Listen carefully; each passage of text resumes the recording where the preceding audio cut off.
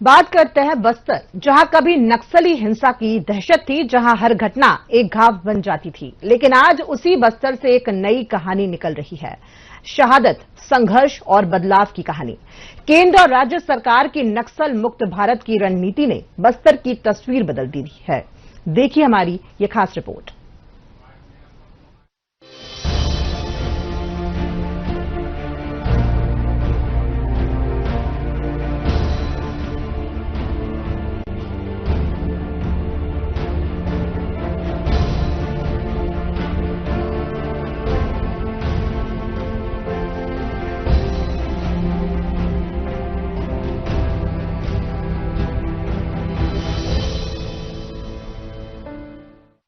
फरवरी से मई के वो महीने जब बस्तर गोलियों की गूंज और नक्सली हमलों से दहल उठा था।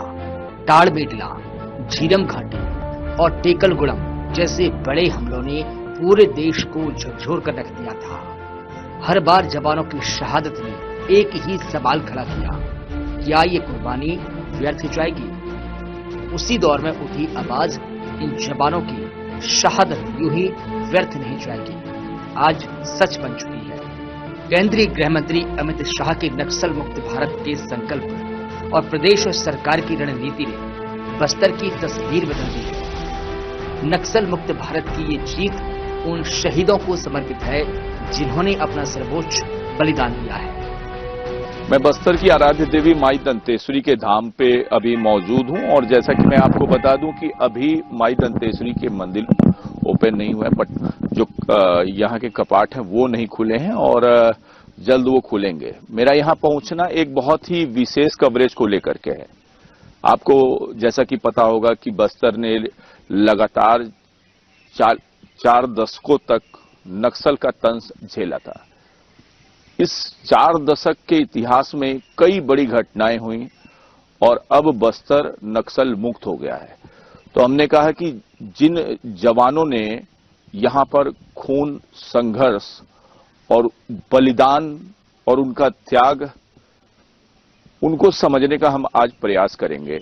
बस्तर नक्सल मुक्त हो चुका है, लेकिन ये जो शहादत की कहानी है उसको याद करने का प्रयास किया जाएगा, समझा जाएगा किन रणनीतियों के अमल को करके बस्तर को नक्सल मुक्त जो है किया गया है। तो आज का हमारा सफर काफी विशेष होने वाला है, क्योंकि ये एक कवरेज नहीं है, ये एक इतिहास है और उस इतिहास से हम आपको रूबरू कराने का प्रयास करेंगे। ये कहानी आस्था की इस सबसे बड़े केंद्र मां दंतेश्वरी के दरबार से शुरू होती है, जहां आशीर्वाद के साथ जुड़ी है बस्तर की पीढ़ा, उम्मीद और बदलाव की कहानी। हम भी कई इतिहासों के गवाहदार बनते हैं। हमने चौथे स्तंभ होने की भूमिका बखूबी निभाई है। मैं आपको बता दूं, मैं अमर जवान वाटिका में मौजूद हूं और बस्तर संभाग का जो शहर जगदलपुर, वहां मैं मौजूद हूं।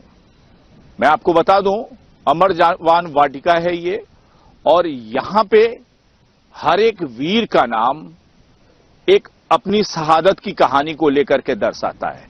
आज हम वहां पे समझेंगे कि किस तरह से जवानों की जो शहादत हुई और उनकी शहादत के ही वजह से बस्तर नक्सल मुक्त हुआ।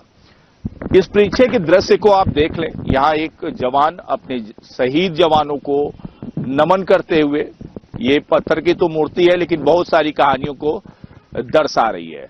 मैं आपको बता दूं, लगभग 1100 से अधिक की संख्या में जवानों ने अपनी यहां पर बस्तर को नक्सल मुक्त करने के लिए अपनी जान की कुर्बानी दी है। हर एक जवान के पीछे की बहुत बड़ी बड़ी कहानियां हैं और हमारे पीछे जो आप ये एक वॉल देख रहे हैं, उसमें हर एक बॉक्स में एक जवान का नाम है और उनके जो शहीद होने का समय है वो बताया गया है। जल्द हम उस पर समझेंगे, लेकिन आप समझ सकते हैं सरकार की प्रयास और उत्तम पुलिसिंग रणनीति के तहत आज 4 दशकों से भी अधिक का नक्सल तंज झेलने वाला बस्तर आजाद हो चुका है। जगदलपुर की अमर जवान वाटिका, जहां हर नाम एक बलिदान की दास्तान है, हर पत्थर सर्वोच्च बलिदान के साथ एक अधूरी कहानी बयां कर रहे हैं।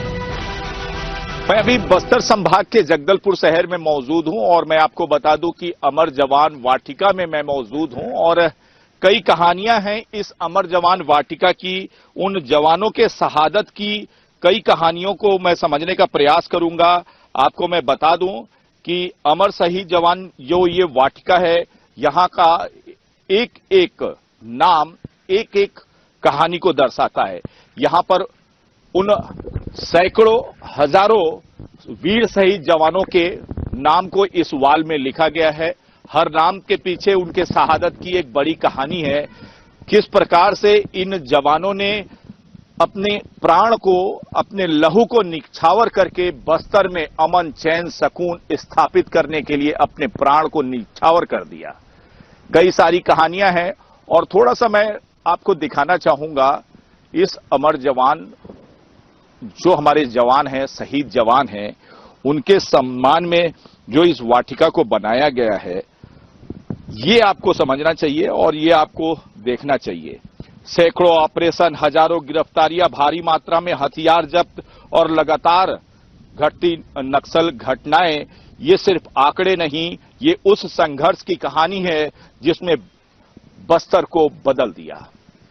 कई तस्वीरों को हमने लगातार आप लोगों के साथ में साझा किया है और जिस तस्वीर का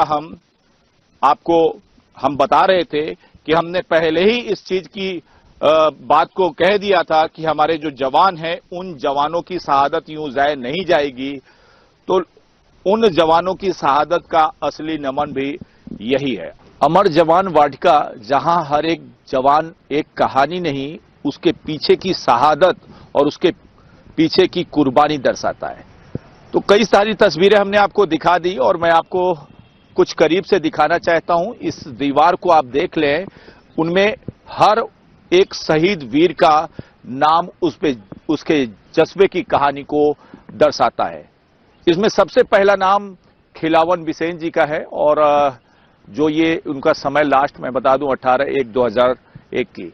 सीआरपीएफ समेत कई सारे ऐसे जवान सुरक्षा बलों के जिन्होंने कुर्बानी दी और उसमें बड़ी बात, भारत देश के कोने कोने से वीर जवान यहां पर बस्तर को नक्सल मुक्त करने के लिए अपनी एक एक कहानी को, अपने एक एक लहू के कतरे को, इस बस्तर को हरा भरा और सुरक्षित करने के लिए जवानों ने अपनी शहादत दी।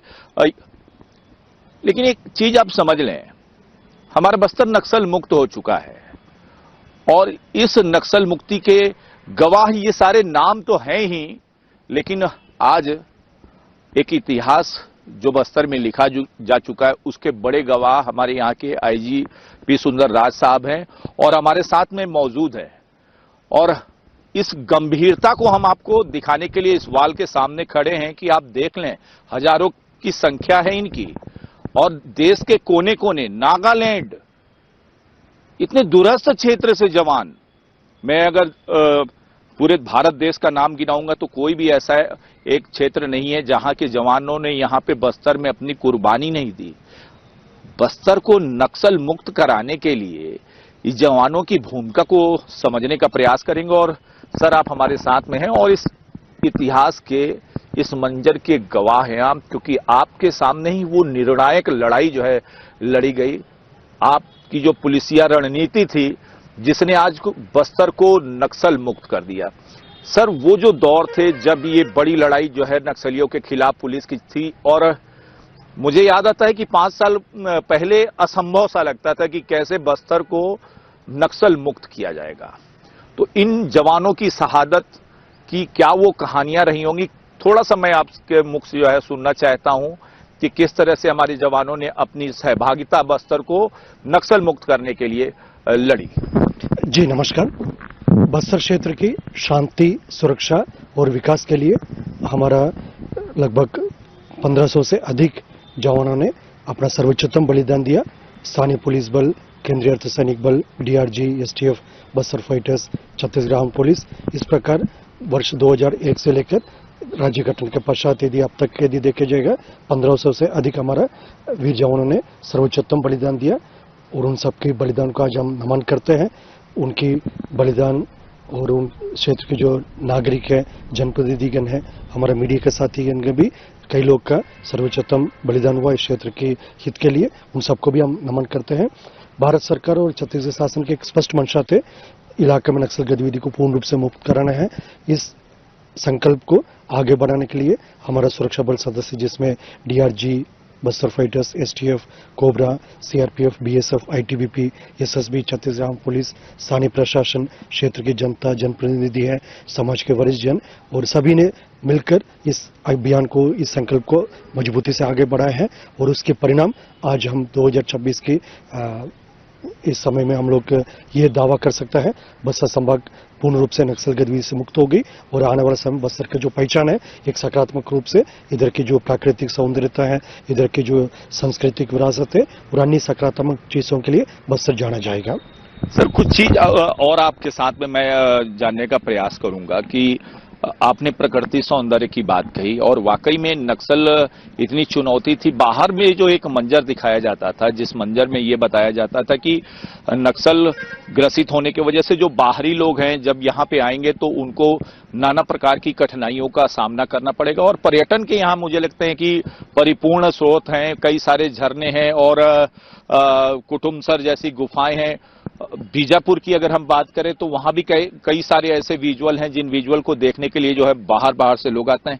अभी जो हम दृश्य देख रहे हैं काफी संख्या में लोग आ रहे हैं और उनको मुझे लगता है अब एक विश्वास जो है हो गया है कि अब बस्तर जो है नक्सल मुक्त हो चुका है। निश्चित रूप से अभी वर्तमान में बस्तर का जो तस्वीर है काफी सकारात्मक रूप से बदल चुकी है।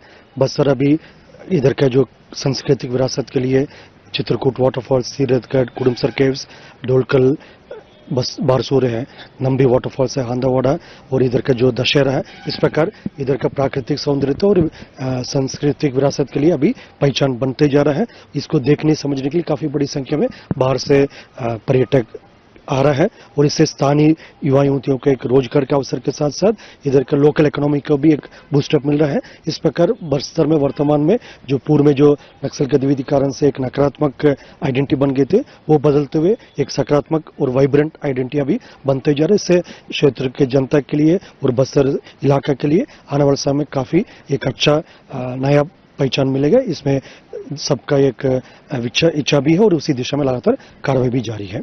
सर मुठभेड़ें तो काफी सारी रही और जवान भी हमारे काफी सारी जो है शहीद हुए।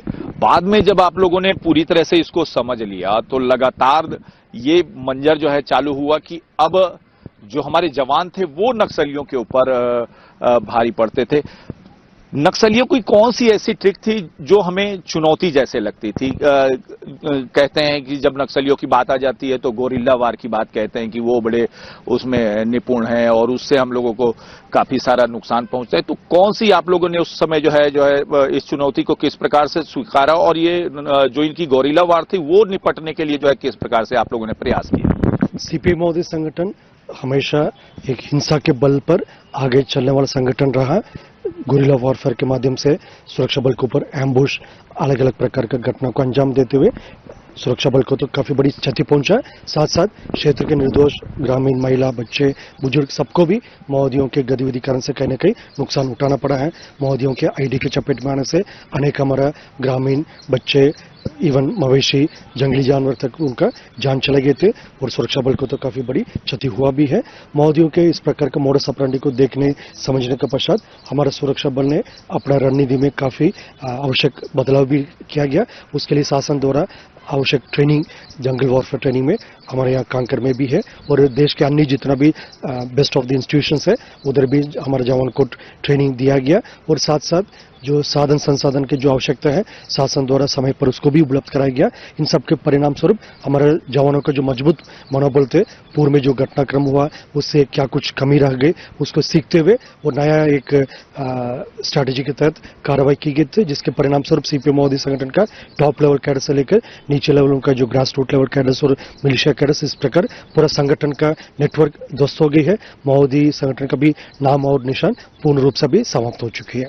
सर मुझे लगता है जब ये निर्णायक लड़ाई का दौर था तो हम लोगों ने देखा कि नक्सली बच्चों को, महिलाओं को सामने कर दिया करते थे और एक तरफ से ये जल जंगल जमीन का हितैषी अपने आप को मानते थे। अभी काफी सारी खबरें आ रही हैं कि इनके सोने चांदी बाहर से आ रहे हैं, इनके पैसे, तो ये क्या लोगों को ठगने का प्रयास नहीं था कि हम जल जंगल जमीन की बात करते हैं और हमारे पैसे जो है हम बाहर से मंगाते हैं अशांत करने के लिए अपने छत्तीसगढ़ प्रदेश को, अपने भारत देश को। पूर्व में माओवादी संगठन द्वारा क्षेत्र की जनता को अलग अलग विषय पर, खासतौर पर जल जंगल जमीन के विषय पर उन्हें गुमराह किया गया, उन्हें दिग्भ्रमित किया गया। क्षेत्र के युवा युवती, बालक बालिका को जबरन संगठन में भर्ती कराकर उनको हिंसात्मक रास्ता में आगे ले जाकर उनके जीवन को बर्बाद कर दिया गया। इस प्रकार माओवादियों का एक जन विरोधी, आदिवासी विरोधी, विकास विरोधी चेहरा को क्षेत्र की जनता जान लिया, देख लिया, पहचान लिया। तत्पश्चात माओवादी संगठन का किसी प्रकार का समर्थन या सहयोग नहीं मिल पा रहे थे। इन सब कारणवश अभी वर्ष 2024 में जैसा भारत सरकार और छत्तीसगढ़ शासन ने एक घोषणा किया है, आने वाला 2026 मार्च तक नक्सल गतिविधि को पूर्ण रूप से समाप्त करना, क्षेत्र की जनता का भी इसमें काफी अच्छा समर्थन और सहयोग मिला है और माओवादियों को जो असली चेहरा तब उजागर हो गई है और माओवादियों के पास किसी प्रकार का एक मॉरल स्टैंड भी नहीं रह गए थे। उन सब परिस्थिति के कारणवश अभी माओवादी संगठन का किसी प्रकार का कोई आइडियोलॉजी शेष नहीं रह गई, उनकी संख्या बल भी पूर्ण रूप से समाप्त हो गई है, क्षेत्रफल बिल्कुल सिमट गई है और किसी प्रकार का कोई माओवादी विचारधारा का भी आने वाला समय कोई स्थान बस्तर इलाके में नहीं है। संपूर्ण रूप से हिंसा का रास्ता भी बंद हो चुकी है और क्षेत्र की जनता जो शांति के रास्ता और प्रगति के रास्ता में आगे बढ़ने के लिए मन बनाकर एक कदम मजबूती से आगे बढ़ते जा रहा है। तो आप समझ सकते हैं इस नक्सली जो मूवमेंट हो रहे थे, गांव के लोग भी ये जान चुके थे कि ये नक्सली और कुछ नहीं, वो खाली अपना स्वार्थ सिद्ध कर रहे हैं और अपना स्वार्थ सिद्ध करने के लिए उन्होंने किस हद तक गिर करके, जैसा कि सर बता रहे थे, सैकड़ों हजारों की संख्या में जवान शहीद होते हैं और खाली जवान ही नहीं, ग्रामीण, निर्दोष ग्रामीण, जिनको वो हमेशा कहते थे कि तुम हमारे जंगल जमीन की लड़ाई में शामिल हो। अब आईडी किसी का रंग मुंह थोड़ी ना देखती, हमारे पत्रकार साथियों को उन्होंने उड़ा दिया, तो इससे आप समझ सकते थे कि उनकी विचारधारा कितनी खोखली थी। सर से और संवाद लेंगे, सर से और जानेंगे, लेकिन उससे पहले हम ये एक मन में हमारे भाव है कि ये जो नाम है ना, ये अब आगे न बढ़े। हम नहीं चाहते कि हमारे जवान यहां शहीद हों। हमारे जवान बॉर्डर पे लड़ाई लड़ने के लिए थे, अपने क्षेत्र में इस लड़ाई को लड़ने की जरूरत नहीं थी। बस्तर का और दूसरा रंग होता, लेकिन इन लोगों ने खाली अपने स्वार्थ के लिए भोले भाले ग्रामीणों को भटका करके नक्सल तक झेलने पे मजबूर किया और नक्सली संगठनों में शामिल होने के लिए मजबूर किया। अभी सर जैसा कि बता रहे थे तो मुझे एक दृश्य आया, मैंने वो लोगों को भटकाते थे, एक महिला आज जो है वो डीआरजी में शामिल है, उनका नाम मैं नहीं लूंगा, लेकिन वो कहती थी कि किस तरह से उनका माइंड वॉश किया जाता था नाट्य से, नाट्य कला के माध्यम से। आप समझ सकते हैं, तस्वीरें और हैं और जल्द सर के साथ हम संवाद फिर से जारी करेंगे और उसमें हम आपको कई सारे पहलुओं पे चर्चा भी करेंगे और बताएंगे भी। आपके माध्यम से सर आपके माध्यम से आप सभी दर्शक को हम अनुरोध करना चाहते हैं और खासतौर पर बस्तर क्षेत्र के युवा पीढ़ियों का, क्योंकि बस्तर क्षेत्र की शांति के लिए, सुरक्षा के लिए और विकास के लिए हमारा अनेक जवान ने सर्वोच्चतम बलिदान दिया। क्षेत्र की जनता, जनप्रतिनिधि, नागरिक, मीडिया के साथी भी अपना सर्वोच्चतम बलिदान दिया। इस प्रकार सबके शहादत के बाद हमें आज ये स्थिति देखने के लिए मिला है। बस्तर क्षेत्र में भी शांति व्यवस्था बनते जा रहा है, इधर का पहचान काफी सकारात्मक रूप से बनते जा रहा है, लेकिन हमें कहीं न कहीं आने वाला पीढ़ी को इन सब शहादत को भी नमन करना चाहिए, याद रखना चाहिए और बस्तर को एक सही दिशा में ले जाने के लिए सभी शहीदों की द्वारा दिखाए गए मार्ग में हमको मजबूती से एक एक कदम आगे बढ़ते हुए बस्तर को एक नया सकारात्मक पहचान देने के साथ साथ बस्तर का जो शांति और प्रगति के रास्ते को और हमको मजबूत करने की आवश्यकता है। तो आप सुन लें सर का विचार, और अभी फिर टेबल पे बैठेंगे। सर के साथ संवाद हमारा भी पूरा नहीं हुआ है, क्योंकि कई सारी ऐसी कहानियां हैं जो छूट गई हैं, जल्द आपको दिखाएंगे। इन नामों को पढ़ते हुए सिर्फ यादें नहीं बल्कि वो मंजर भी सामने आते हैं जब टेकल गुंडा मुठभेड़ में शहीद जवानों के पार्थिव शरीर के सामने हमने कहा था कि इनकी शहादत यूं ही नहीं जाएगी। मैं आपको बता दूं, यहाँ पर कल पुलिस और नक्सलियों के बीच में जो है एक मुठभेड़ हुई थी और जिसमें हमारे 20 से 21 जवान शहीद हो गए। अभी आंकड़े स्पष्ट नहीं हो रहे हैं, 2 जवान को और खोजा जा रहा है और देख सकते हैं हमारे पीछे वो शहीद जवान का पार्थिव शरीर पड़ा हुआ है जो अपने देश के लिए शहीद हो गए। विडंबना ये है, सरकार के सारे दावे खोखले हुए नजर आते हैं। सरकारें बदलती हैं, ये बातें आती हैं कि हमने नक्सल पे काबू पा लिया, लेकिन लोगों के हृदय में जो एक बाहर मंजर दिखाया जाता है कि हमने नक्सल पे काबू कर लिया, वो हमेशा लगातार 2-3 अगर वर्षों को देखें तो जनवरी, फरवरी, मार्च, अप्रैल और ये मई तक का जो महीना होता है हमारे सुरक्षा बलों के लिए बहुत ही दुखदायक और दुर्भाग्यपूर्ण होता है। हमारे जो जवान शहीद हुए हैं इनकी शहादत जाहिर नहीं जाएगी। बस्तर ने वो दौर भी देखा है जब एक के बाद एक हमले दिल दहला देते थे। झीरम घाटी हमला, जहां एक ही हमले में लोकतंत्र पर सबसे बड़ा प्रहार हुआ। अनंतपुर ब्लास्ट, जिसने एक बार फिर जख्म ताजा कर दिए। और टेकलगुंडम मुठभेड़, जहां जवानों की शहादत ने पूरे देश को झकझोर दिया।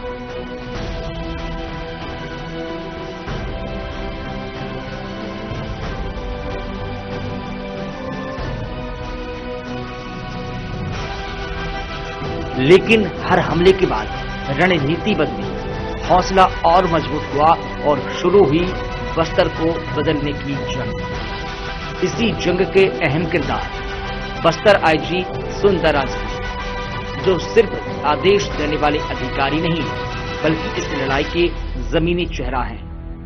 आज की हमारी आवाज एक रिपोर्टर की आवाज नहीं है, ये वो आवाज है और उन जवानों की आवाज है जिन्होंने अपनी जान दे करके बस्तर में शांति और अमन कायम किया। लगातार 4 दशकों से चलने वाले इस नक्सल आतंक का अंत जब हो गया तो हमने कहा कि एक तस्वीर को दिखाने और समझने का हम प्रयास करेंगे और आपको बताने का प्रयास करेंगे। और आज की हमारी विशेष कवरेज भी इसीलिए थी। आज से 5 साल पहले ही साधना न्यूज ने टेकलगुंडम मुठभेड़ के समय ग्राउंड कवरेज में इस बात की पुष्टि कर दी थी कि अब वो ज्यादा दिन दूर नहीं जब बस्तर हमारा सुकून और शांति के रास्ते पे चल पड़ेगा। लेकिन उसके बीच हमारे कई जवान ने अपनी शहादत दी और देश के केंद्रीय गृह मंत्री अमित शाह जी ने भी एक घोषणा कर दी कि अब वो दिन ज्यादा दूर नहीं है जब बस्तर को नक्सल मुक्त कर दिया जाएगा। कई रणनीतियां बनी और उस रणनीतियों में बस्तर के विकास में पुलिस की जो सहभागिता है हम उसको लगातार दिखाते रह गए। लेकिन आज चूंकि नक्सल मुक्त बस्तर हमारा हो चुका है तो सर के साथ में एक टॉक भी रहेगा उस पे। सर, कुछ जानकारियां हम लोग लगातार आपस में साझा करते रहे। ये जो एक निर्णायक लड़ाई है, इस निर्णायक लड़ाई में लोगों का विश्वास किस प्रकार से पुलिस कायम कर पाई? जी नमस्कार। वर्ष 2024 की अगस्त महीने में माननीय केंद्रीय गृह मंत्री महोदय ने एक घोषणा किया है 2026 के मार्च 31 तारीख तक बस्तर संभाग के अंतर्गत और देश के जो अलग अलग अन्य जो नक्सल प्रभावित इलाका में नक्सल गतिविधि को पूर्ण रूप से समाप्त करना है, क्षेत्र में शांति व्यवस्था स्थापित करना है और विकास कार्यों को गति प्रदान करना है। क्षेत्र की जनता के मन में भी यही बातें और उसी संकल्प के अनुरूप छत्तीसगढ़ राज्य अंतर्गत माननीय मुख्यमंत्री महोदय, माननीय उप मुख्यमंत्री महोदय, पुलिस मुख्यालय, समस्त सुरक्षा बल के जो डायरेक्टरेट्स है और स्थानीय प्रशासन, हमारा बल सदस्यगण, क्षेत्र की जनता, जनप्रतिनिधि, वरिष्ठ समाज की नागरिकगण और मीडिया के साथीगण और अन्य जितना भी स्टेक होल्डर्स ने सभी ने मिलकर इस संकल्प को मजबूती से एक एक कदम आगे बढ़ाते गई है। और आज हम 2026 में इधर ये दावा कर सकता है जो नक्सल गतिविधि बस्तर संभाग के अंतर्गत पूर्ण रूप से समाप्त हो चुकी है और बस्तर क्षेत्र अभी एक नया पहचान, एक सकारात्मक एक स्वरूप में एक एक कदम मजबूती से आगे बढ़ते जा रहे हैं। इन सब परिणाम के पीछे हमारा सैकड़ों की सुरक्षा बल सदस्य का शहादत है, क्षेत्र की ग्रामीण जनप्रतिनिधि का भी शहादत है। हमारा कई मीडिया के साथीगण भी अपना सर्वोच्चतम बलिदान बस्तर क्षेत्र के शांति, सुरक्षा और विकास के हित में दिया है। उन सबके शहादत को भी हम नमन करते हैं और पूरा आशा और विश्वास के साथ आगामी दिनों में हम बस्तर के एक नया तस्वीर देखने के लिए मिले हैं। इसी विश्वास के साथ हम एक एक कदम आगे बढ़ते जा रहे हैं। सर, बस्तर की जीत सिर्फ गोलियों से नहीं, रणनीति से हुई, डीआरजीएफ, एसटीएफ, सीआरपीएफ के संयुक्त ऑपरेशन से हुई। जब ये संयुक्त ऑपरेशन, सर मुझे लगता है कि जब हम संयुक्त ऑपरेशन करने लगे तो वो समय हम लोगों की जीत, क्योंकि लगातार जो पहले खबरें आती थी, हम लोग नहीं चाहते थे कि हमारे जवान शहीद हो, उसको दिखाएं, हम लोगों को मजबूरी में दिखाना पड़ता था। लेकिन ये जब संयुक्त ऑपरेशन चालू हुआ, मुझे लगता है हम लोग उस समय अच्छी सफलता पे आए और हमको इंजरी का सामना नहीं करना पड़ा। मिशन 2026 का एक प्रमुख बात यह रहा, इंटर फोर्स कोऑर्डिनेशन है।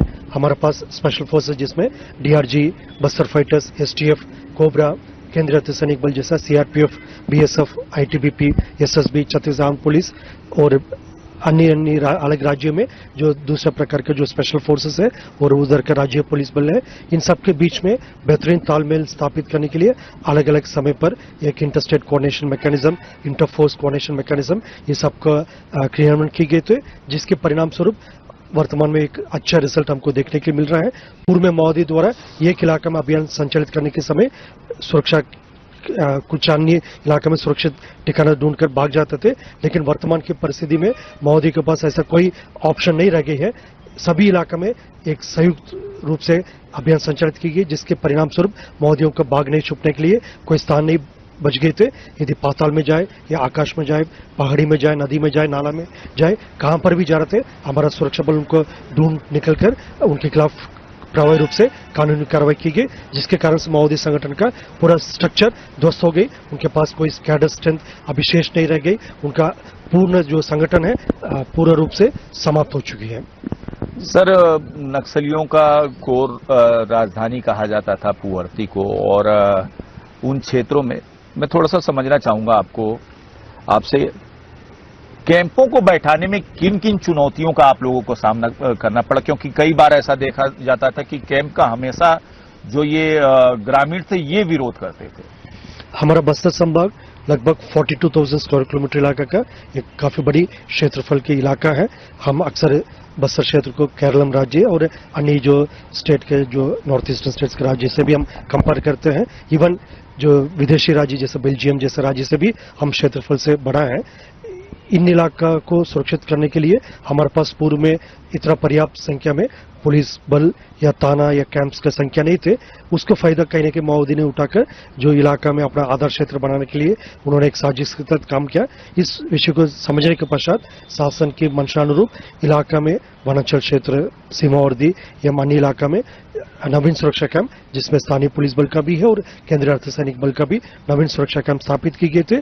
इससे माओवादियों को काफी तकलीफ हुआ, क्योंकि उनकी गतिविधि संचालित करने में उनको काफी दिक्कत हुआ और इसी कारणवश क्षेत्र के जनता को गुमराह करते हुए उन्हें डरा धमकाकर सुरक्षा कैंप की विरोध करने के लिए उन्हें एक साजिश के तहत माओवादी द्वारा जो क्षेत्र की जनता को इसको ब्रेन वॉश की जाती थी, उनको जबरन विरोध करने के लिए भेजे जाते। लेकिन सुरक्षा बल ने उसको काफी अच्छे तरीके से उसको हैंडल किया, पूरा पेशेंटली उसको क्षेत्र की जनता को कैंप आने का पीछे क्या मकसद है, वो सिर्फ क्षेत्र की जनता के जानमाल रक्षा करने के लिए नवीन सुरक्षा कैंप स्थापित की जा रही है। इस बात को क्षेत्र की जनता तक पहुंचाने के लिए काफी अच्छी कार्रवाई की गई थे। क्षेत्र की जनता को मेडिकल कैंप से लेकर अन्य जितना भी जो कम्युनिटी आउटरीच प्रोग्राम्स के तहत जनता और पुलिस और शासन के बीच के संबंध को मजबूत और मधुर किए गए थे। और कहीं न कहीं मतलब जनता माओवादियों का जो साजिश को समझ रही है, उसके पश्चात क्षेत्र की जनता द्वारा कैंप्स के लिए समर्थन में भी काफी अच्छा कार्रवाई की गई थे। और आज की डेट में मतलब क्षेत्र की जनता कैंप मांगने के लिए आते हैं।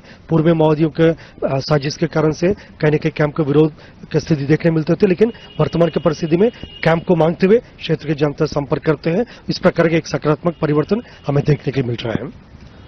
सर, रोड का जाल आप लोगों ने फैलाया और देखें, एक विकास की, अगर बस्तर में विकास की बात की जाए तो बिना पुलिस की सहभागिता की अंदर एक ईंटा रख पाना भी बहुत बड़ी बात थी।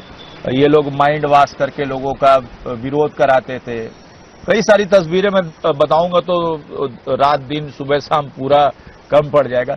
सर, टेकलगुड़म के बाद में आप लोगों ने करेगुट्टा की पहाड़ी पे एक लंबा ऑपरेशन आप लोगों ने चलाया था। कई नक्सलियों से आप लोगों की मुठभेड़ हुई, बहुत सारे जो है वहां पे आईडी निकाले गए।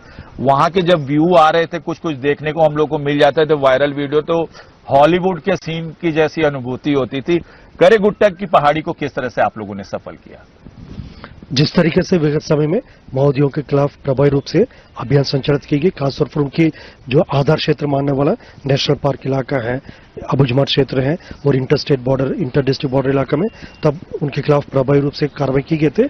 माओवादियों के पास आखिरी एक ऑप्शन थे जो भागने के लिए और छुपने के लिए, वो छत्तीसगढ़ और तेलंगाना का सीमावर्ती राज्य अंतर्गत कोरागुट हिल्स, जो जिसको केजी हिल्स के रूप में भी अक्सर बोला जाता है, उस इलाके में जाकर अपना एक हाइडआउट बनाने के माओवादियों का एक प्रयास रहा।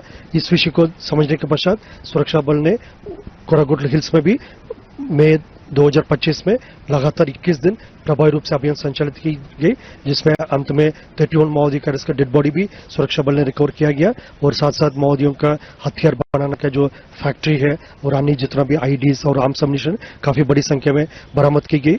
विषम परिस्थिति थे, काफी पीक समर के सीजन थे, जो पानी वगैरह का भी काफी दिक्कत हुआ रहे थे। इसके बावजूद हमारा DRG, STF, Bastar fighters, CRPF, cobra सभी फोर्सेस ने काफी मजबूत मनोबल के साथ इस अभियान को अंजाम दिया, ताकि माओवादियों का जो आखिरी एक सुरक्षित गढ़ के रूप में देखे जाने वाला कोरागुट हिल से भी उनको भागने पड़ा और अंत में माओवादियों का पास किसी भी एक क्षेत्रफल अभी सुरक्षित नहीं रह गई और वर्तमान की स्थिति में माओवादियों के पास अभी पूर्ण रूप से उनका खात्मा को हमको देखने के लिए मिल रहा है। सर, लगातार देखा जाता था जो बड़ी मुठभेड़ हो जाती थी या जो बड़ी ये लोग ऐसे घटनाओं को अंजाम देते थे, यही समर का समय रहता था, जैसे चौथा महीना, पांचवा महीना, छठे में ये जो भी बड़े मुठभेड़ देखे जाएंगे ये उन्हीं समयों में रहते थे। पतझड़ का समय रहता था। ऐसे समयों में ये कैसे पॉसिबल हो जाता था कि वो पत्ते गिरे रहते थे और ये इस तरह तैयारी से पेश आते थे? और बड़ी जो भी इंजरी है, मरईगुड़ा को देख लें, करेगुट्टा की पहाड़ी की अभी हम लोग चर्चा भी कर रहे थे, कई सारे जवान डिहाइड्रेट हो गए थे लेकिन उन्होंने जो है पीछे नहीं हटा। ये जो समय रहता था वो मुझे लगता है नक्सली बड़ा अपना पीक समय मानते थे। प्रतिबंधित एवं गैरकानूनी सीपी माओवादी संगठन द्वारा एक साजिश के तहत इसके पूर्व में हर वर्ष गर्मी के समय लगभग फरवरी से लेकर मई जून तक की अवधि को टीसीओसी यानी टैक्टिकल काउंटर ऑफेंसिव कैंपेन के नाम से इलाके में आतंकी घटना को अंजाम देना है, सुरक्षा बल के ऊपर हमला करना, इस प्रकार एक भयभीत वातावरण निर्मित करने का, क्षेत्र की जनता को डराना धमकाने के लिए इस अवधि में टीसीओसी संचालित की जाती है। इस दौरान काफी बड़ी नुकसान सुरक्षा बल को हुआ। अलग अलग जो बड़ी मुठभेड़ में जो एम्बुशेस में हमें टेकलगुड़म मिनपा घटना है, इसके पूर्व में जो ताड़मेटला जो इंसिडेंट है, जो रानी बोतली की घटना और इस प्रकार कई बड़ी बड़ी वारदात में हमारा सुरक्षा बल को काफी बड़ी शहादत जो गर्मी के समय टीसीओसी के अवधि में हुआ।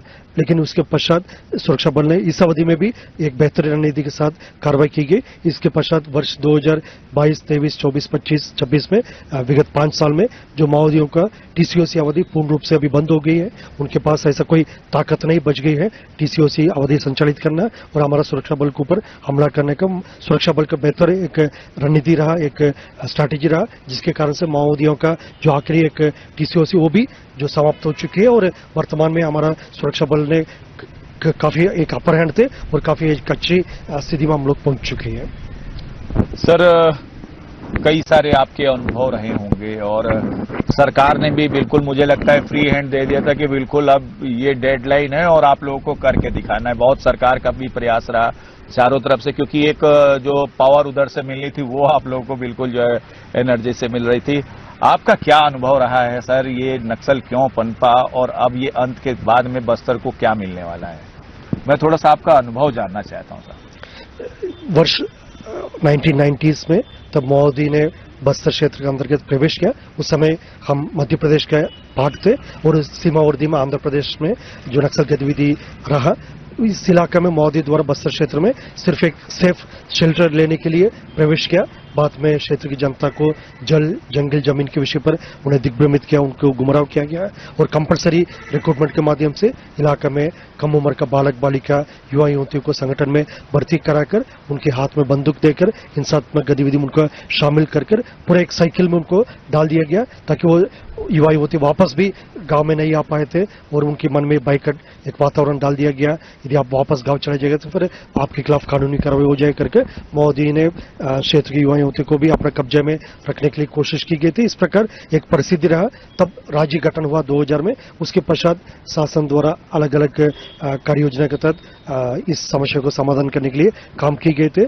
उस समय राज्य तब गठन हुआ था, हमारे पास इतना संख्या बल भी नहीं है, हमारे पास पर्याप्त थाना भी नहीं थे, कैंप्स भी नहीं थे, लेकिन बाद में अलग अलग अवधि में जो नवीन थाना सुरक्षा कैंप्स प्रारंभ किए गए थे, नया भर्ती की गए थे, खासतौर पर डीआरजी जिसमें स्थानीय युवा युवती को अपने खुद के क्षेत्र की रक्षा करने के लिए उनको एक अवसर दिया गए थे, वो एक काफी बड़ा एक गेम चेंजर रहा। उसके पश्चात बस्तरिया बटालियन में भी सीआरपीएफ ने काफी बड़ी संख्या में स्थानीय युवा युवतियों को बस्तरिया बटालियन में भर्ती किए गए थे। उसके पश्चात बस्तर फाइटर्स, इस प्रकार लगातार शासन द्वारा एक कार्य योजना के तहत काम किया गए थे और नवीन सुरक्षा कैंप काफी बड़ी संख्या में प्रारंभ किए गए थे, जिससे माओवादियों का कॉरिडोर ब्लॉक हुआ, उनके सप्लाई नेटवर्क टूट गए थे, उनके पास नया भर्ती करने के लिए कोई अवसर नहीं मिल पाए थे। इस प्रकार जो एक रणनीति थे, ऑपरेशन स्ट्रैटेजी साथ साथ डेवलपमेंटल स्ट्रैटेजी, जिसके तहत अंदरूनी इलाका में सड़क निर्माण कार्य, पुल पुलिया निर्माण कार्य, बिजली आपूर्ति, रेशन दुकान, स्कूल, हॉस्पिटल प्रारंभ करना, इस प्रकार क्षेत्र की जनता को मूलभूत सुविधा से लाभान्वित की गए थे। और तीसरा जो वर्टिकल जिसमें हमने काम किया है कनेक्टिविटी प्रोजेक्ट से, खासतौर पर जो डिजिटल कनेक्टिविटी जिसके माध्यम से काफी बड़ी संख्या में मोबाइल टावर स्थापित किए गए थे। क्षेत्र की युवा युवती और जनता को बाहर की दुनिया से जुड़ने के लिए उनका एक माध्यम मिल गए थे और कॉन्फ्रेंस बिल्डिंग मेशर्स है जिसके तहत हम क्षेत्र की जनता को विश्वास दिलाए थे और शासन और जनता के बीच के संबंध को मजबूत और मधुर किया गए थे। इन सब वर्टिकल्स में की गई कार्रवाई के परिणाम स्वरूप अभी शासन के मंशानुरूप हम 2026 में नक्सल गतिविधि को पूर्ण रूप से समाप्त होते हुए एक परिस्थिति हमको देखने के लिए मिल रहा है। सर, कुछ और जो आज हमारे दर्शकों के साथ में, क्योंकि हमने मुठभेड़ों में ये देखा था, जब भी कोई बड़ी मुठभेड़ होती थी तो मुझे ये महसूस होता था कि बस्तर पुलिस नहीं चाहती कि वो किसी का खून बहाए। लगातार आपके द्वारा भी अपील किया जाता था और मैं देख रहा हूं जो डेडलाइन थी उसके बाद में भी कुछ नक्सली समर्पण कर रहे हैं। जैसे मैंने अभी कांकेर में भी देखा कि एक महिला थी, वो समर्पण की। तो ये जो है काफी सारे ऐसे दृश्य हम लोग को देखने को मिल रहे हैं। जो छूटे पुटे अभी बचे हुए कुछ नक्सली हैं, क्या वो अगर समर्पण का रास्ता, क्योंकि पहले मैंने देखा कि आप लोगों का सिद्धांत नहीं था कि आप लोग गोली चलाएं। बस्तर क्षेत्र की जनता का जानमाल रक्षा करना इधर का पुलिस सुरक्षा बल का एक जिम्मेदारी थे। इस जिम्मेदारी के तहत लगातार कार्रवाई की गई थी और कभी भी हम जंगल में जाते हैं इस मंशा के साथ साथ जाते हैं क्षेत्र की जनता की सुरक्षा करे, उनकी संपत्ति को रक्षा करे और इलाके में शांति व्यवस्था स्थापित करना। कभी भी सुरक्षा बल का मन में ये बात नहीं रहती जंगल में जाकर हम किसी को नुकसान पहुंचाना है या किसी के ऊपर गोली चलाने का, कभी सुरक्षा बल का ये इरादा नहीं रहते हैं। तब माओवादी सुरक्षा बल के ऊपर हमला करते तब हमको मुंह तोड़ जवाब देना पड़ते। हमारा सुरक्षा बल साथी ने कई इस प्रकार माओवादियों का हमला को विफल किया गया, उनको मुंह तोड़ जवाब दिया गया और काफी बड़ी बड़ी संख्या में माओवादी लीडर्स से लेकर उनकी अधीनस्थ कैडर सबको डेड बॉडी भी रिकवर की गए थे। ये कानूनी प्रावधान और एक संवैधानिक प्रावधान भी है। यदि किसी भी समूह या व्यक्ति द्वारा यदि सुरक्षा बल सदस्य या पुलिस के ऊपर यदि हमला करते, सेल्फ डिफेंस में उनके खिलाफ प्रभावी रूप से कार्रवाई करने के लिए कानूनी अधिकार देते हैं और हम इस अधिकार के तहत कार्रवाई की गई। लेकिन कभी भी सुरक्षा बल के मंशा नहीं रहते, मतलब पहले हम गोली चलाई करके। और ऐसा कई घटना भी हुआ जहां पर बीच मुठभेड़ में यदि कोई माओवादी ने हथियार छोड़ दिया और आत्मसमर्पण करने के लिए सामने आए तो उनको भी हम स्वीकार किया। जिस घटना में माओवादी घायल हुआ, हमारे जवान ने उनको एम्बुलेंस हॉस्पिटल तक लेकर आए थे, उनका खून भी देकर उनका जान भी बचाए गए थे। इस प्रकार की कई घटना हमको देखने के लिए मिलते हैं। लेकिन वर्तमान की परिस्थिति में जो इस प्रकार का जो हिंसात्मक गतिविधि लगभग पूर्ण रूप से समाप्त हो चुकी है और शेष कुछ गिने चुने माओवादी कैडर वो भी लगातार पुलिस के संपर्क करके अभी सरेंडर के लिए, पुनर्वास के लिए सामने आ रहे हैं। आज की डेट में माओवादियों का संख्या बस्तर संभाग के अंतर्गत और देश के अलग अलग जो नक्सल प्रभावित इलाका में काफी गिने चुने संख्या में सिंगल डिजिट में पहुंच गए थे और वो भी आने वाला बहुत जल्दी वो मुख्यधारा में शामिल होगा। यदि अन्यथा उनके खिलाफ कानूनी कार्रवाई की जाएगी। जिसको जो भाषा जानते हैं समझ से उसी भाषा में उनका जवाब भी दिया जाएगा। तो जो भाषा लोग जानते हैं तो उनकी दवाई भी उसी भाषा में मुझे लगता है करनी चाहिए। लेकिन आप समझ लें, करीब 4 दशकों तक नक्सल की आग में झुलसता बस्तर और अब बस्तर नक्सल मुक्त हो चुका है। और ऐसे ऐतिहासिक पल के गवाह बने हमारे बस्तर रेंज आईजी सुंदरराज साहब। लगातार हमारे कई सारे संवाद हुए और आज हम नक्सल मुक्त हो चुके हैं। तो आज की जो ये हमारी कवरेज थी, ये नक्सल मुक्त बस्तर की और विकसित विकास के पग पे चल चुके बस्तर की तस्वीर को दिखाने की थी। लगातार खबरों के लिए बने रहें साधना न्यूज के साथ। Back to studio. इस कार्यक्रम के माध्यम से आपके दर्शकों से हम अपील भी करना चाहते हैं, बस्तर की तस्वीर अभी काफी सकारात्मक रूप से बदल चुकी है। इस विषय को देखने समझने के लिए आप सबको बस्तर आना चाहिए। बस्तर में देखने के लिए काफी कुछ चीज है। चित्रकूट वाटरफॉल से लेकर तीरथगढ़, कुडुमसर, नंबी, हांदावाड़ा है, ढोलकल है, बारसूर है, बस्तर दशहरा है। इस प्रकार प्राकृतिक सौंदर्यता है, कल्चरल हेरिटेज है। इन सबको देखने के लिए आप बस्तर स्वयं आकर इस तस्वीर को महसूस करना चाहिए। और साथ साथ क्षेत्र की जनता से हम अपील भी करना चाहते हैं, काफी बड़ी शहादत के बाद हमारा सुरक्षा बल सदस्य, क्षेत्र के नागरिक, जनप्रतिनिधि, मीडिया के साथी सबकी सर्वोच्चतम बलिदान के बाद हमें आज इस प्रकार की परिस्थिति देखने के लिए मिल रहे थे। और इस परिस्थिति को आने वाले समय में हमको और एक मजबूत बस्तर निर्माण करने के लिए, एक सकारात्मक बस्तर निर्माण करने के लिए इन सब शहीदों की से प्रेरणा लेकर हमको एक एक कदम मजबूती से आगे बढ़ना चाहिए, ताकि बस्तर के जो प्रगति का जो कहानी है, बस्तर के शांति की कहानी है, वो देश दुनिया में जाना चाहिए। धन्यवाद। जय हिंद। स्थानीय स्तर के इस बदलाव को करीब से देखने वाले बताते हैं कि कैसे जनता और पुलिस के बीच भरोसे ने नक्सलवाद की जड़ों को कमजोर किया। नक्सल घटनाओं की लगातार रिपोर्टिंग करने के लिए बस्तर टीम से कई सारे हमारे संवाददाता, जिन्होंने अपने जान की परवाह न करके नक्सल तंज की और नक्सली हिंसा को दिखाने का प्रयास किया, दुनिया को ये समझाने का प्रयास किया कि आप देखें आखिर ये नक्सली किसी के हितैषी नहीं होते हैं।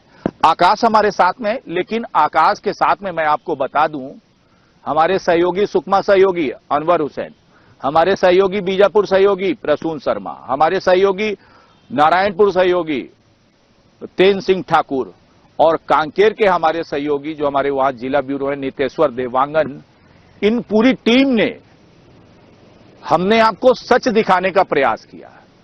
तो आज हमारी टीम भले यहां हमारे साथ नहीं है, आकाश हमारे साथ है, इनसे समझेंगे, लेकिन हमारा ये प्रयास रहा। हमने चौथे भूमिका होने का पूरा और एक सहयोगी जिनका मैं नाम अभी जो है छोड़ दिया था, कोंडा गांव के जो हमारे सहयोगी है शाहिद मेमन, हम सब ने इस नक्सल तंज को लगातार आप लोगों को इसकी रिपोर्टिंग दिखाई। अब हमारा बस्तर नक्सल मुक्त हो चुका है और आकाश हमारे साथ में कई सारी ग्राउंड कवरेज आकाश ने की है। आकाश, उन सभ्यों में जब हम सुनते थे कि नक्सली मुठभेड़ हुई और हम लोगों को उस मुठभेड़ स्थल पे पहुंचना रहता था, कितनी समस्याओं का हम लोगों को सामना करना पड़ता था? बहुत सारी समस्या का सामना करना पड़ता था। जैसे अपन गए थे दरबा, कोलेंग, अंदर, चांदा मेटा, तुलसी डोंगरी और जीरम में जो घटना हुई थी, पूरे रोड को काट दिया, तब अपन रिपोर्टिंग किया था वहाँ। आकाश, जीरम वाले में तो आप थे, जीरम वाली रिपोर्टिंग का कुछ दृश्य जो, क्योंकि हम विजुअल तो अपने दर्शकों को हम विजुअल आपको दिखाएंगे, जीरम का विजुअल हमने सहेज के आपके लिए रखा है, वो आपको विजुअल दिखाएंगे। आकाश, उस समय जब पता चला कि ये घटना घटी है, कैसे जो है आप लोग वहां तैयारी की और जाना भी बड़ा दूर यानी कठिन रहता था? उतना समय रास्ता पूरा कटा, वो नक्सलियों ने काट दिया था दोनों तरफ से, तो गाड़ी मन को फंसा दिए थे और उस जगह पूरे आईडी लगा था, आईडी ब्लास्ट हुआ था। तो हम लोग घुसे तो फोर्स की टीम रुकने बोली, जहाँ पे वो महेंद्र कर्मा और नंद कुमार पटेल जी को मारे थे, उनके बेटे को मारे थे और चारों तरफ पूरी जवान पड़े थे। वो देखे हम। और कुछ आकाश घटनाएं किस तरह से जब आप लोग जाते थे तो घर के लोग, क्योंकि हम भी जब पहले नक्सल कवरेज करने जाते थे तो घर में नहीं बताते थे कि हम नक्सल कवरेज करने जा रहे हैं। बस्तर में पत्रकारिता आप समझ लें साहब आसान नहीं है, हालांकि कहीं भी पत्रकारिता करना आसान नहीं है। आकाश, कुछ आपको जो याद हो हमारे दर्शकों को जो है साझा करें आप। नक्सल मुक्त हो चुका है बस्तर। आईजी सुंदरराज ने बातचीत में साफ किया है कि ये सिर्फ बंदूक की लड़ाई नहीं, सटीक ऑपरेशन, मजबूत इंटेलिजेंस और सरकार की स्पष्ट नीति, इन तीनों ने मिलकर नक्सलवाद पर निर्णायक प्रहार किया। उन्होंने यह भी बताया कि हर मुठभेड़ सिर्फ जीत नहीं बल्कि एक सीख भी लेकर आई है। नंद कुमार पटेल जी का और महेंद्र कर्मा जी का बात कर रहे थे। आप समझिए तो ये नक्सली किसी के हक तैसी थे ही नहीं। क्या ग्रामीण हो, क्या राजनीति पार्टी के लोग हों और क्या जवान हों, इनने तो खाली एक ही चीज देखा था, हमें दहशत फैलानी है। तो लगातार आज के इस विशेष कवरेज में मैं अपने उन दोस्तों को भी, अपने सहयोगियों को भी और अपने साधना न्यूज टीम को भी, जिन्होंने हमेशा ये सकारात्मक दिखाने का हमें रास्ता दिखाया कि हमें कुछ आपको बेहतर दिखाना चाहिए, तो बेशक आज की जो कवरेज हो रही है वो बहुत खास होने वाली है। क्योंकि जब हम किसी इतिहास की कवरेज करते हैं ना, तो वो अपने आप महत्वपूर्ण हो जाती है। बस्तर की इस जमीन पर जहां कभी गोलियों की आवाज गूंजती थी, आज उम्मीद की आवाज सुनाई दे रही है। और अवर जवान वाटिका में खड़े होकर ये कहना गलत नहीं होगा कि झीरम से लेकर टेकल गुंडम तक हर शहादत ने इस बदलाव की नींव रखी। मैं धन्यवाद देना चाहूंगा अपने सहयोगी राजेश नायक का। लगातार हमारे साथ बने रहते हैं और आपको हमेशा अच्छा दिखाने का प्रयास करते हैं।